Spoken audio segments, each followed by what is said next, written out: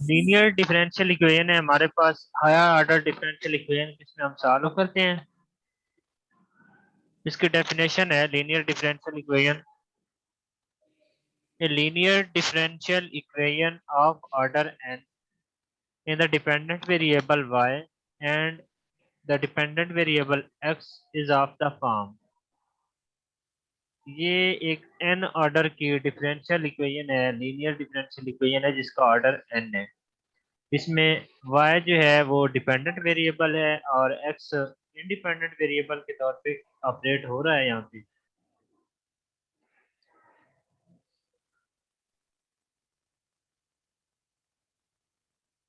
A nought x plus a one x, ये इसमें जितने भी यूज हो रहे हैं ना, ये सारे कांस्टेंट वैल्यूज हैं या कांस्टेंट नंबर्स के तौर पर आ रहे हैं। इक्वल है एफ ऑफ एक्स के।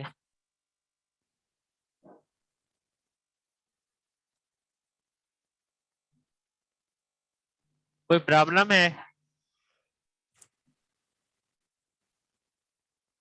No sir. चलें जी। A nought x, a one x sir कोई up to so on A n minus one x, a n x and f of x, ये क्या है? इंडिपेंडेंट वेरिएबल के function है। And a nought x is not identically zero. इसका मतलब है कि इस इक्वेशन के अंदर ए नॉट एक्स कभी भी जीरो नहीं होगा। अगर ये ए नॉट एक्स जीरो होगा तो ये एन ऑर्डर की इक्वेशन नहीं रहेगी। कंडीशन यहाँ पे लगा दी गई है। तो ये D N of Y by D X N, ये वाई का की पावर एन को शो कर रहा है, तो इसको हम वाई एन लिखा है क्योंकि वाई का एन डेरिवेटिव है, उसको डिनोट कर रहा है। और सेकंड टर्म के अंदर जो डी एन माइनस वन है वो एन माइनस वन डेरिवेटिव को शो कर रहा है, तो हमने इसको जस्ट वाई की पावर एन माइनस वन के तौर पे शो करवाया है।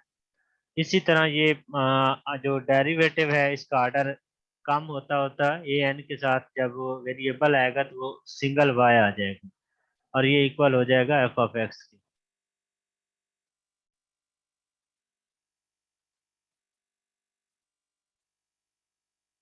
नेक्स्ट हमारे पास जो इक्वेशन नंबर टू है उसे हम generally a nought y n plus a one y n minus one up to so on f of x लिखते हैं। तो ये a nought a one up to so on A n के हैं, ये कांस्टेंट के तौर पे यहाँ पे ऑपरेट हो रहे हैं।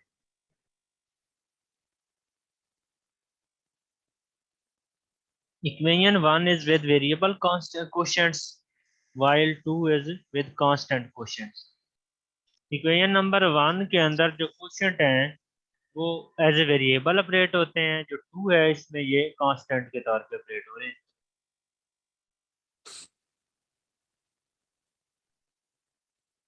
In order to solve the equation number 2, we shall first consider the equation number 2 को consider करते हैं। The quotient of yn may be made 1 by dividing throughout a naught। a naught के ऊपर अगर हम इस सारी इक्वेशन को डिवाइड करेंगे तो जो yn के साथ क्वोशंट है वो 1 बन जाए। तो जो ये हमारे पास डिफरेंशियल इक्वेशन 3 है इसे हम क्या कहेंगे? Homogeneous linear differential equation of order n। ये n ऑर्डर की होमोजेनियस लीनियर डिफरेंशियल इक्वेशन है। Word homogeneous is here quite different from the one already mention in 9.12।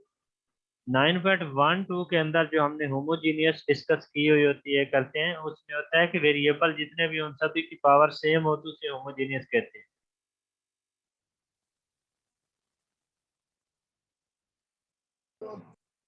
Function is not identically zero then is called then equation 2 is called non homogeneous। अगर ये zero आ जाती है जैसे कि equation number 3 equal है zero के, तो इस वजह से इसे हम यहाँ पे होमोजेनियस कह रहे हैं। और इक्वेशन नंबर 2 जो वहाँ पे फंक्शन जो है वो नॉट जीरो है, वहाँ पे एफ ऑफ एक्स लिखा हुआ है, तो इसको नॉन होमोजेनियस के तौर पर कंसिडर किया जा रहा है।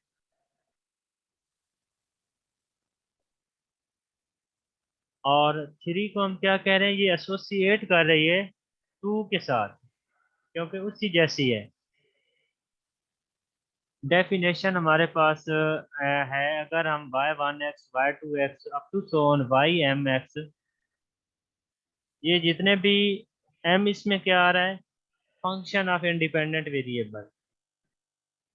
m as a function of independent variable के तौर पे यूज हो रहा है, और c1 c2 ये कांस्टेंट है। तो इनका हम एक कॉम्बिनेशन बनाते हैं जिसे हम लीनियर कॉम्बिनेशन कहते हैं। ये कांस्टेंट स्केलर नंबर होते हैं, और जो दूसरे इंडिपेंडेंट वेरिएबल है वो एज ए वेरिएबल के तौर पर यूज होते हैं, वेक्टर के तौर पर होते हैं।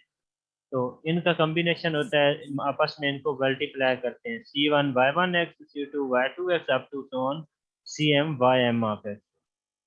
ये कहलाएगा linear combination y1 y2 ym का। आम तौर पे हम y1 y2 यूज करते हैं एज इंस्टेड ऑफ ये जो हमने y1 of x y2 of x use किया है, इसकी जगह पर हम जनरली जो है single y1 y2 up to so on ym use करते हैं वेरिएबल के। हम जानते हैं कि ये फंक्शन है किसी वेरिएबल के x के, या कोई दूसरा जो भी फंक्शन होगा।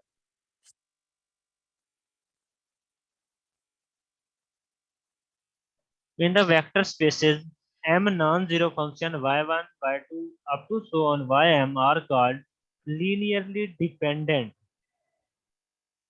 Linearly dependent क्या होता है?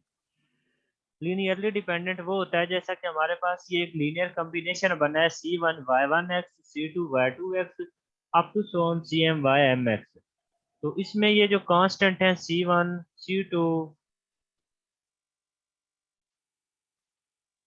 c3 up to so on cm, अगर हम इनकी वैल्यूज को फाइंड करें तो सारी वैल्यूज अगर जीरो ना हो, मतलब इनमें से कोई एक आध ऐसा हो जिसकी वैल्यू जीरो के इक्वल ना हो, तो तब हम कहेंगे कि जो y1 y2 ym है ये क्या है, इंडिपेंडेंट वेरिएबल है, ये लीनियरली डिपेंडेंट कहलाएंगे उसके ऊपर। अगर सारे कांस्टेंट जीरो हो जाते हैं तो फिर ये लीनियरली इंडिपेंडेंट कहलाएंगे। ये जैसा कि नीचे आपको पता भी चल जाएगा कि ये हमारे पास कॉम्बिनेशन है, इक्वल जीरो है। y1 y2 ym को लीनियरली इंडिपेंडेंट अब कब कहेंगे, जब सारे कांस्टेंट की वैल्यू जीरो होगी। जब इनमें से कोई एक आध नॉट इक्वल टू जीरो होगा तो वो लीनियरली डिपेंडेंट होंगे उसमें से।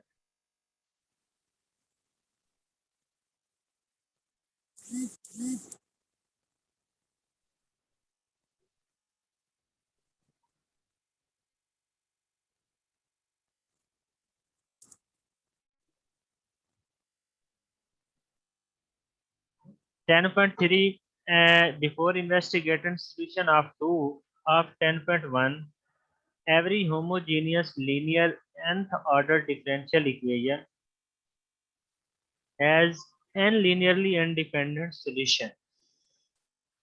हर होमोजीनियस लीनियर जो n ऑर्डर की आपके पास डिफरेंशियल इक्वेशन होती है उसके n सॉल्यूशन होते हैं। n ऑर्डर जितने ऑर्डर की इक्वेशन होगी उतने ही उसके सॉल्यूशन होंगे। नेक्स्ट क्या बता रहा है जी, आपके पास y1 y2 ym n linearly independent solution है थ्री के, देन एनी लीनियर कॉम्बिनेशन, फिर उन्हें हम किसी भी लीनियर कॉम्बिनेशन में लिख सकते हैं।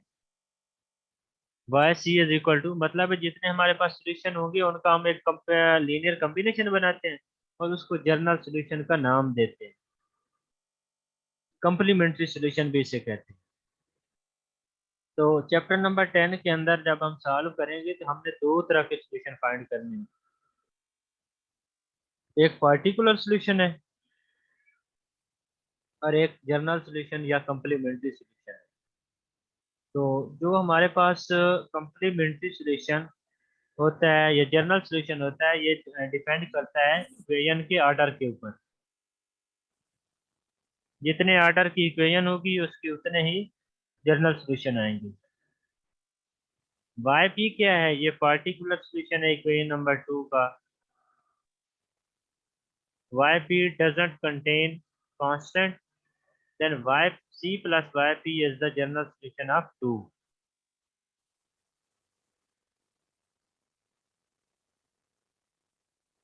वाई पी क्या है? पार्टिकुलर सोल्यूशन है 2 का, 10.1 का। Y P doesn't contain constant. Next है आपके पास ये third and 2 and third can be easily checked by actual substitution into 2 and 3 and 2 of 1.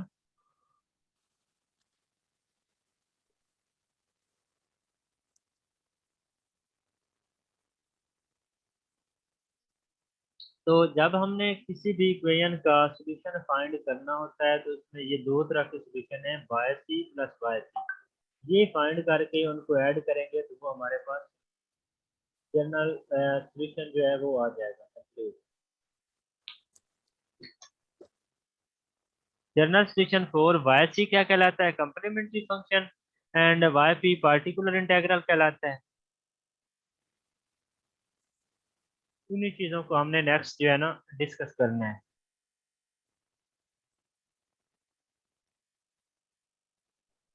ये हमारे पास एक होमोजीनियस लीनियर इक्वेशन है। होमोजीनियस का अब आपको पता चल गया होगा कि ये एन ऑर्डर की जो इक्वेशन है अगर ये जीरो के इक्वल है तो हम इस वजह से इसे कह रहे हैं कि ये होमोजीनियस है।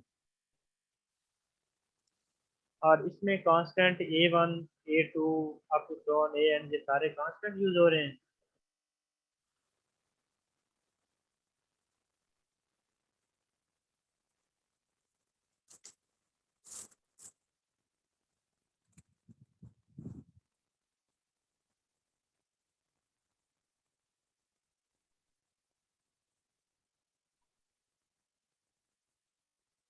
डिफरेंशियल इक्वेशन वन जो है ये आपके जो सामने शो हो रही है, require function y with the property that its successive derivatives are each multiplied by constant aj।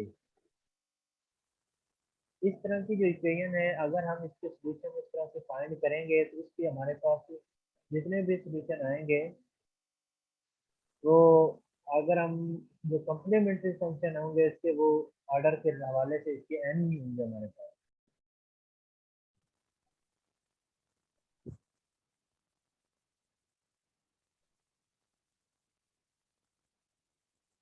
General तौर पे क्या करते हैं आप इसका पार्टिकुलर फंक्शन जो है y is equal to E की पावर एम एक्स कंसिडर करते हैं। फिर इसी तरह D Y Y D X का डेरिवेटिव फाइंड कर लें।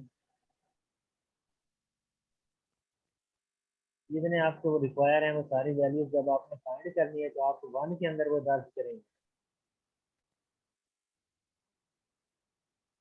जब आप ये सारे डेरिवेटिव्स की वैल्यू वन में दर्ज करते हैं तो आपके पास इक्वेशन बन जाएगी ए नॉट एम की पावर एन ई की power m x plus a one m minus one m की power n minus one e की power m x up to so on n minus one m e की power m x plus a n e की power m x equal to zero.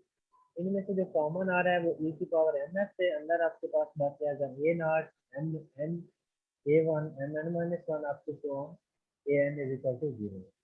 इसमें exponential जो है वो आपने not equal to zero रखना है तो जो बाकी आपके पास कॉम्बिनेशन होगी इक्वल होगा जीरो।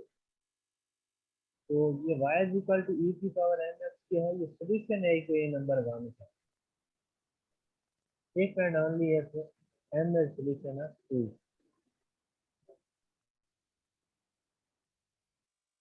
तो इक्वेशन नंबर टू जो है इसे हम कहते हैं करेक्टरिस्टिक इक्वेशन। जब आपने आगे डिफरेंशियल इक्वेशन को सॉल्व करना है तो फर्स्ट ऑफ ऑल आप किसी भी डिफरेंशियल इक्वेशन को करेक्टरिस्टिक इक्वेशन में कन्वर्ट करेंगे फिर आप उसको सॉल्व करेंगे।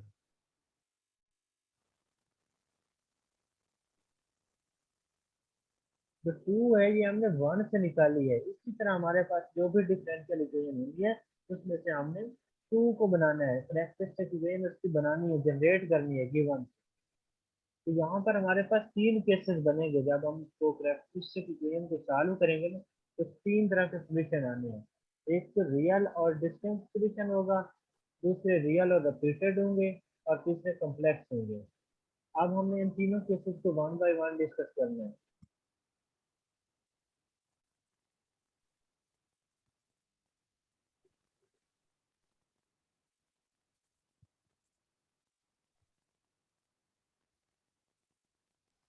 अगर हमारे पास किसी भी डिफरेंशियल इक्वेशन के सॉल्यूशन आते हैं। सर प्लीज थोड़ा लाउडली बोलें, गर्ल्स को आवाज नहीं आ रही आपकी।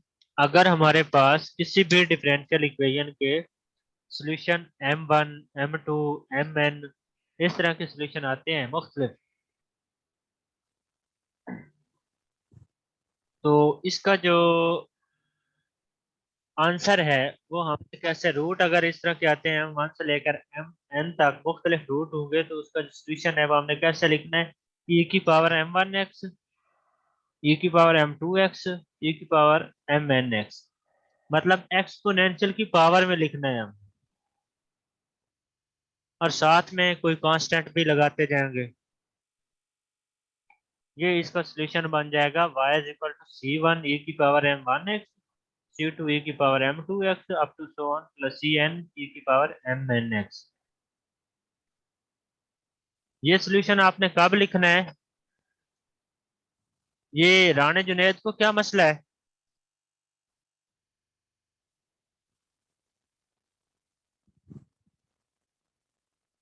Next,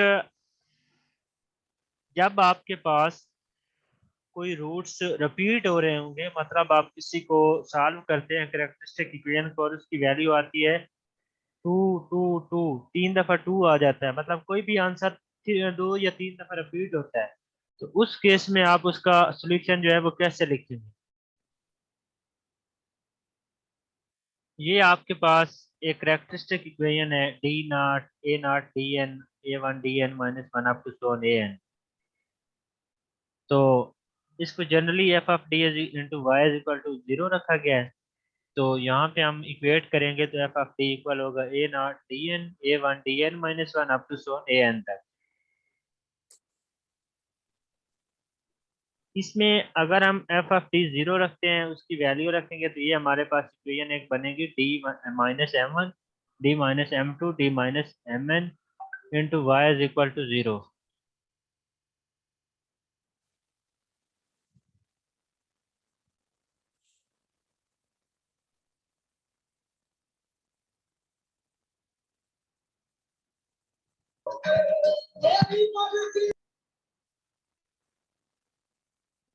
D minus M one का square into Y is equal to zero है। इसको सॉल्व करने के लिए आप क्या करेंगे, इसको 2 दफा लिखेंगे D minus M one into D minus M one into Y is equal to zero. Next आपने क्या करना है, इसकी कैरेक्टरिस्टिक इक्वेशन जो y है उसको खत्म करके उसको जीरो की इक्वेट कर लेना है। जनरली यहाँ पर d minus M one into Y is equal to capital V suppose कर लिया गया है। d minus M one into capital V is equal to zero होगा, तो जो कैपिटल d है वो यहाँ पर आपके पास डेरिवेटिव को रिप्रेजेंट कर रहा है। और अगर आप कैपिटल वी को अंदर मल्टीप्लाई करेंगे तो आपके पास D V over D X minus M one V equal to zero होना है। तो यहाँ से आपने वेरिएबल्स को सेपरेट करना है।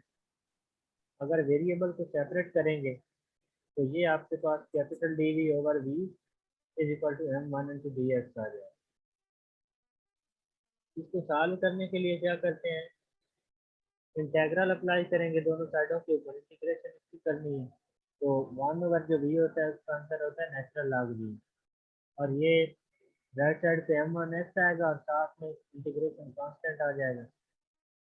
तो इसमें आप नेचुरल लॉग को खत्म करने के लिए एक्सपोनेंशियल अप्लाई करते हैं दोनों साइडों के ऊपर, तो ये बन जाएगा आपके पास b is equal to C two E की पावर एम वन एक्स।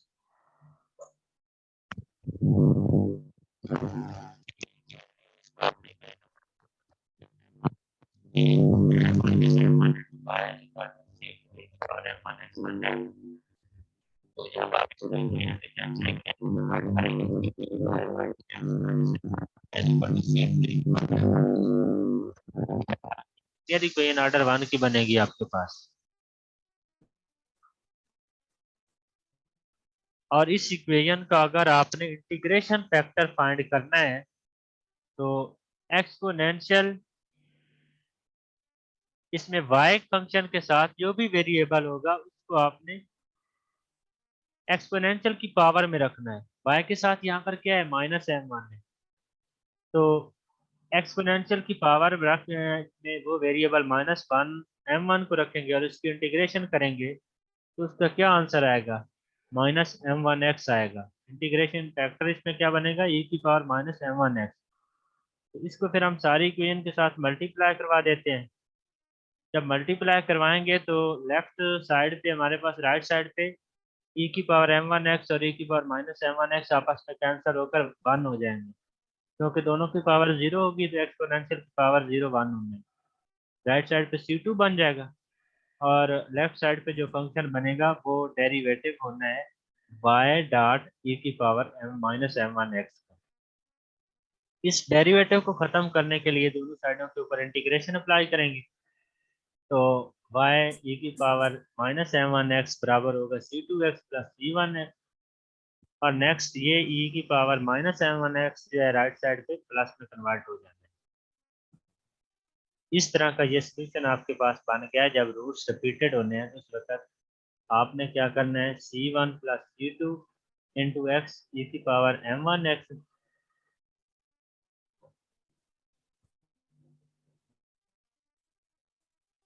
और अगर आपके पास 3 रूट सेम होंगे तो आप 3 दफा कांस्टेंट रिपीट करने हैं, c1x c1 plus c2x plus c3x का स्क्वायर।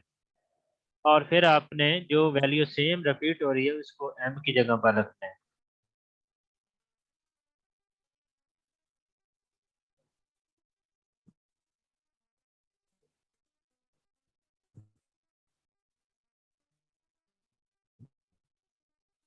और कम्प्लेक्स अगर रूट आपके पास आ जाए, मतलब है किसी कैरेक्टरिस्टिक इक्वेशन का आंसर आपके पास a प्लस योटा भी आ जाता है, उसका आंसर आपने ये लिखना है y is equal to e की power ax c1 sin bx plus c2 cos bx। अब एग्जांपल नंबर 1 है, इसको देखकर हमने इसके जो सॉल्यूशन है वो फाइंड करने हैं। इसमें आपके पास डिफरेंशियल इक्वेशन कौन सी है, d2 plus 4d plus 3 into Y is equal to 0। ये आपके पास कौन सी इक्वेशन है, इसको कोई बता सकता है?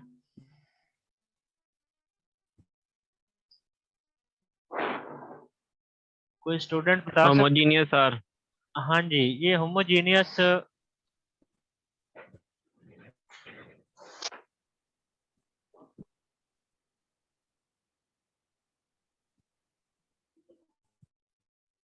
लीनियर डिफरेंशियल इक्वेशन है। तो फर्स्ट ऑफ ऑल हमने क्या करना है, इसको कैरेक्टरिस्टिक इक्वेशन में चेंज करना है। कैरेक्टरिस्टिक में कैसे चेंज होगी, वेरिएबल y के अलावा जब हम इसको 0 के इक्वल रखेंगे तो ये कैरेक्टरिस्टिक इक्वेशन है। फिर आपने क्या करना है, इसको सॉल्व करना है। जैसे आप क्वाड्रेटिक इक्वेशन को सॉल्व करते हैं उसी तरह सॉल्व कर लें। इसके मतलब आपने रूट फाइंड करने हैं, तो रूट इसके बनेंगे d इज इक्वल टू -1 और -3। ये दोनों वैल्यूज मुख्तलिफ हैं। अगर मुख्तलिफ वैल्यूज आ जाएं d की, तो उसका फिर आपने उसका सोल्यूशन कैसे लिखना है, एक कांस्टेंट सर लगाना है अपनी सर तरफ। आपकी आवाज कट कट के कभी तो चले जाती है, आवाज आती नहीं। मैंने कहा है कि जब आपके पास d की वैल्यूज मुख्तलिफ होंगी तो फिर आपके जो सोल्यूशन है वो ऐसे लिखे जाने हैं, जैसा d इज इक्वल टू -1 है और d इज इक्वल टू -3 है, दोनों वैल्यूज मुख्तलिफ हैं।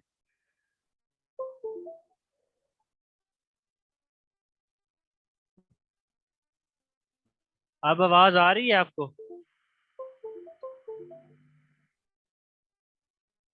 आवाज आ रही है बच्चों? सर आ रही है, कभी कभी कट जाती आ रही है सर, आ है। रही है आवाज। अच्छा,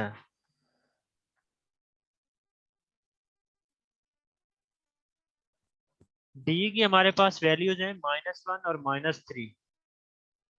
इसका हमने जर्नल सॉल्यूशन कैसे लिखना होता है, हमने 3 केस पहले डिस्कस किए हैं। अगर वैल्यूज डिस्टिंक्ट होंगी मतलब मुख्तलिफ होंगी तो आंसर हम ऐसे लिखेंगे, जैसे ये c1 e की पावर -x है प्लस c2 e की पावर -3x है। एक तो हमने कांस्टेंट c1 लगाया है और d का जो पहला सोल्यूशन है -1, ई की पावर में हमने माइनस एक्स लगा दिया है, और जो दूसरा है -3 है, तो फिर हमने क्या किया, C2 कांस्टेंट और ई की पावर में -3 और साथ में है। अब एग्जांपल नंबर 2 है हमारे पास।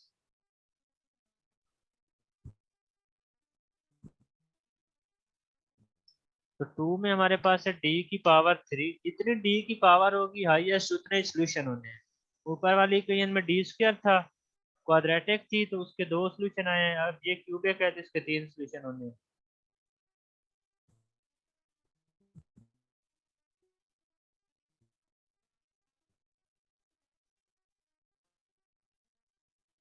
अब आपने क्या करना है, पहले इसको कैरेक्टरिस्टिक इक्वेशन में लिखना है, 0 की इक्वल कर लेना है, फिर आपने इसके सोल्यूशन फाइंड करने हैं। सोल्यूशन आप इसके कैसे फाइंड करेंगे?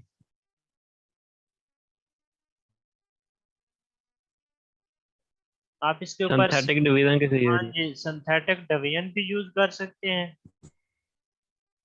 उसके अलावा अगर आपको कोई और लॉजिक आपके ज़हन में है तो वो भी आप यूज कर सकते हैं। यहाँ पे आप अगर डी को 1 रखेंगे तो ये सारी इक्वेशन 0 बन जाएगी, तो इसका मतलब है कि इसका एक सोल्यूशन आपके पास 1D = 1 होना है। उसको आप D-1 into D square -4D+3 की फॉर्म में कन्वर्ट करेंगे जब इस सिंथेटिक अप्लाई करेंगे। तो जब आप मजीद D² -4D+3 को सॉल्व करते हैं तो आपका आंसर 1 और 3 मजीद आएगा। आपके पास मतलब है 2 वैल्यूज रिपीट हो जाएंगी और तीसरी वैल्यू मुख्तलिफ होगी।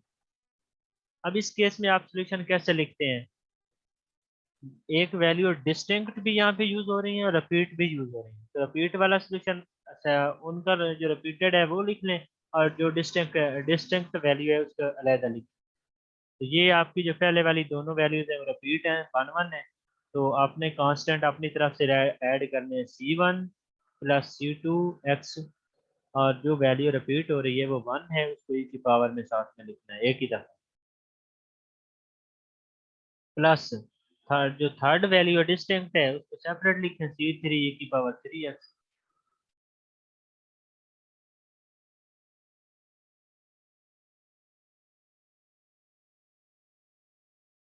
नेक्स्ट है हमारे पास एग्जांपल नंबर 3। इसमें क्या है, इसमें भी क्यूबिक इक्वेशन है। सिंथेटिक डिवीजन लगाकर इसके रूट जब आप फाइंड करेंगे तो वो रूट आपके पास क्या आने हैं,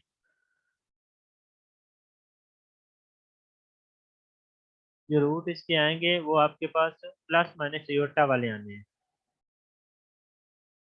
और इस केस में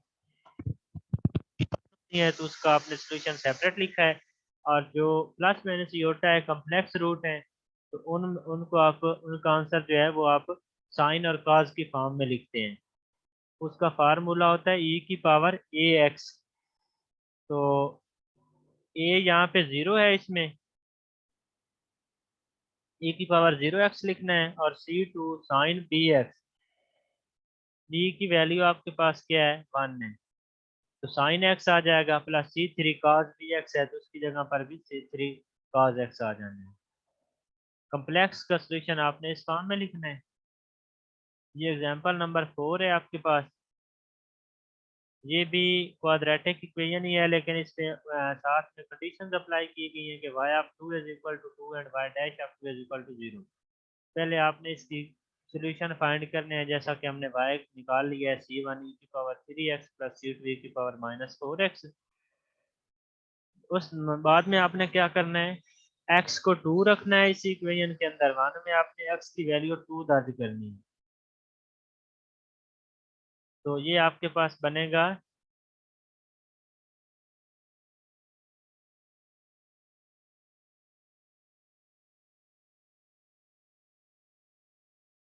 x जब आप 2 रखेंगे तो आपने यहाँ पे रिप्लेस कर देना है e⁻x-2 + k2 e⁻4 × x-2। ये आपके पास एक चेन बन जानी है।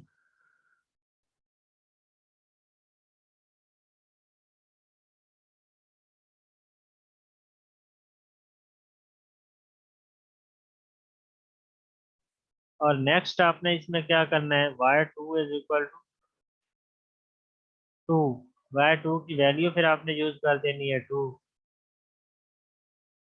फिर आप y का डेरिवेटिव फाइंड करेंगे। इक्वेशन नंबर 2 का डेरिवेटिव फाइंड करने के बाद फिर आप उसकी जो गिवन वैल्यू है वो यूज करेंगे। उसमें आपने x की जगह पर 2 रिप्लेस करना है और फिर y डैश की वैल्यू 0 रखनी है। यहाँ पर आपने जस्ट k1 और k2 की वैल्यू फाइंड करके उसको यहाँ पर उसकी जगह जो साथ में कांस्टेंट है ना उसमें दर्ज करना है। ये जो आपको y of 2 is equal to 2 दिया हुआ है and y dash of 2 is equal to 0 दिया हुआ है, ये जो बाउंड्री कंडीशंस हैं ये इनिशियल कंडीशंस हैं। ये इरफान हबीब को क्या तकलीफ हो रही है?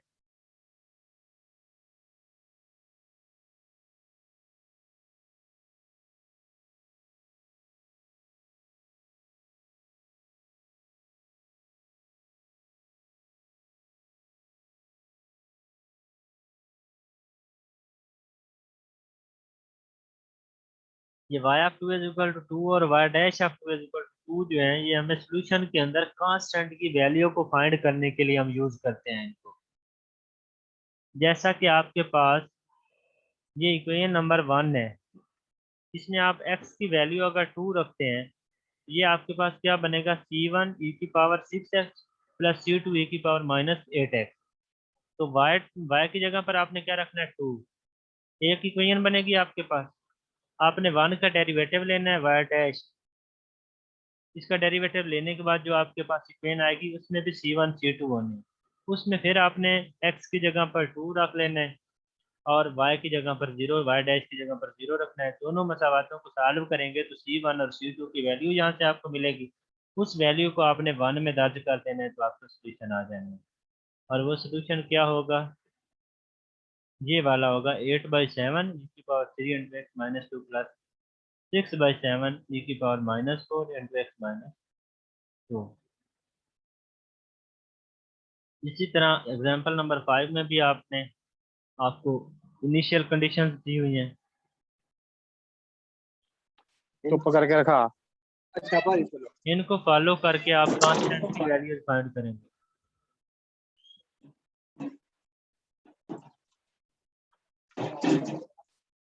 नेक्स्ट है एग्जाम्पल नंबर 8। 6 है, 6 एग्जाम्पल के अंदर ये क्यूबिक इक्वेशन है जिसके 3 सोल्यूशन होने हैं। आपने ये जो इसका सोल्यूशन है कॉम्प्लीमेंट्री जनरल सोल्यूशन वो आपने फाइंड कर लिया है। नेक्स्ट आपको फर्स्ट y, इसके ऊपर आप यहाँ पे आपकी 3 इक्वेशंस बननी है 3 कांस्टेंट्स की वैल्यू को फाइंड करने के लिए। तीनों की वैल्यू फाइंड करने के बाद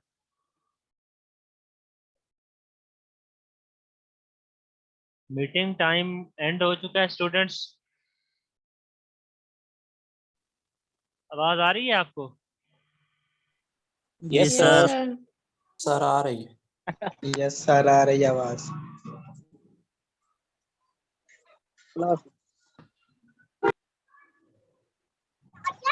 और ये कांस्टेंट